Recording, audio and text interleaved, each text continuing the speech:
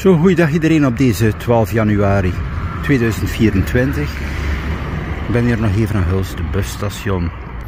Er is nog steeds niets veranderd in de markering hier. Er staan nog altijd bus 22 42 43 met lijnnummer dus 20 54 39. Dus de haltenummer liever blijft hier wel aanwezig, dus de 20 54 39. Maar het is bijzonder verwarrend. Er zijn nog altijd veel mensen die het niet weten en die kijken naar het uurrooster. Dus zoals je hier kan zien, 15 bussen waren er dus per dag.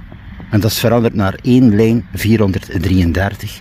Die vertrekt om 7:04. Maar bon, het staat niets aangeduid. Er is zelf niet het telefoonnummer om de reservatie op te bellen van Hopping. Nee, totaal niets.